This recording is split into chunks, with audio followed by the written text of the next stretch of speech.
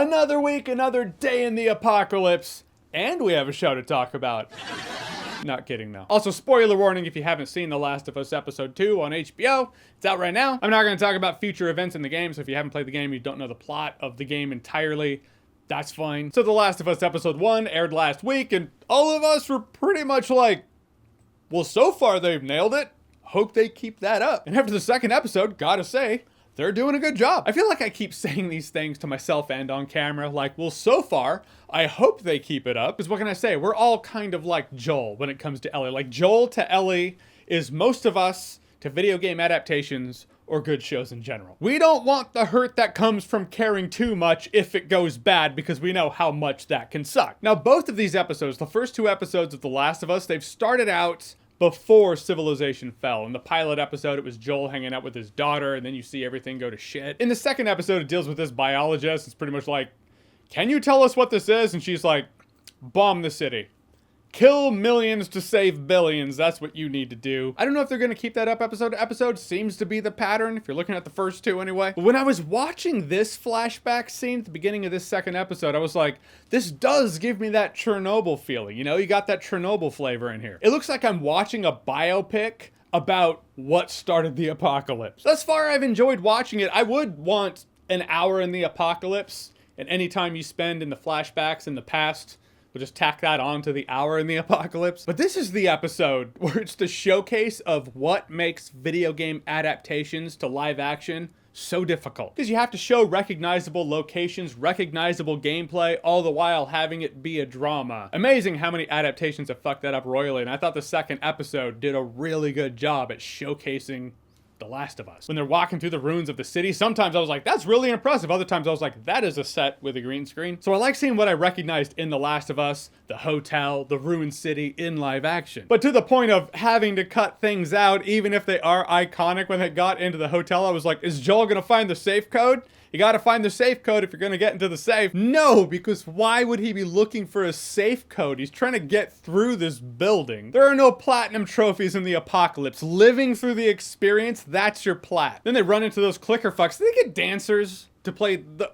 They had to have gotten dancers. I challenge anyone to mix Michael Jackson music to the way these things were walking. It will fit. I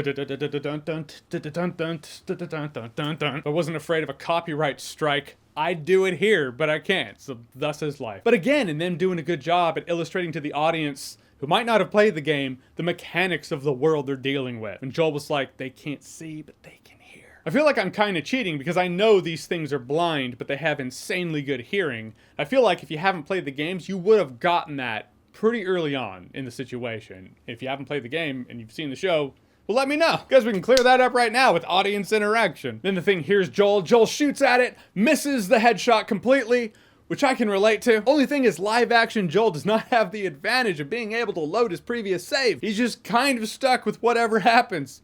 That sucks. And this episode really hammers home how important the sound design to The Last of Us is. I talked about how important the music was in the previous episode I talked about. The music, the visuals, the sound design of the monsters. Like, if they didn't make that weird clicking sound, it wouldn't feel the same. It wouldn't be the same monster. Glad HBO wasn't like, did we do anything with zombie sound effects so we can just roll in some zombie sound effects? Well, they're not technically zombies in The Last of Us, sure, but it's fine. Same concept. There is a genuine sense of care and wanting to preserve that which makes the world of The Last of Us. And I really liked what they did with Anna Torv as Tess. I figured I'd talk more about her when she, you know, bites it. Or it bites her. I'm cutting that out. But when I saw her in the first episode, I was like, that's Olivia Dunham from Fringe. I know she's been in a lot of other stuff, but I'll always know her as Olivia Dunham from Fringe. What an underrated show that was. Completely, it scratched that X-Files itch. But I enjoyed them building the Tess-Joel dynamic in here. When I was playing the game, I was like, look, Tess, I know you're not on the box cover, so just waiting for you to die so we can move on with the story. It's pretty much where I am with you. Maybe I'm just cold, but when Tess died, I was like, yes, very sad. Anywho, let's kill some infected. What do you say? Oh, they're not infected, they're just douchebags? We'll kill them too. But I felt like Tess in here, you really got a sense of the relationship between her and Joel, their partnership. And when she died, it wasn't just like, hey, I'm gonna give you some time. And then they go around like, oh, she's dead. That sucked. So to be fair to me, the game kind of executed it that way when she died. But she went out a little differently. For the most part, I get the changes. But in the game, it was troops actually show up. They're like, all right, get out. Hands on your head. Drop your weapons. In this one, it was a bunch of infected coming to the building, which I get that change. There's a lot coming at you in the game. If you're playing 20 hours of gameplay, totally works. But in a show that's shorter, and an episode that's an hour, you gotta streamline some stuff. So dealing with the clickers, then dealing with troops, it would have been a lot. I deal with clickers, then infected. Let's just deal with the dangers that are outside the quarantine zone for now. She's like, all right, I'll blow them up, give you some time. Then she's like, oh God, it's doing that movie thing. It's not lighting.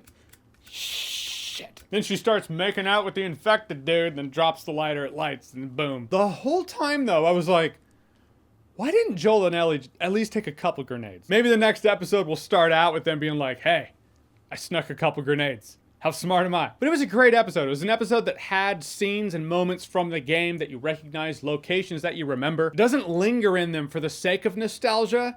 It still feels organic. Like, yeah, we're just getting through these things, these buildings, to get to the other side, to get out so we can live. Nostalgia is a byproduct of it. It's not using nostalgia of the game to sell the show.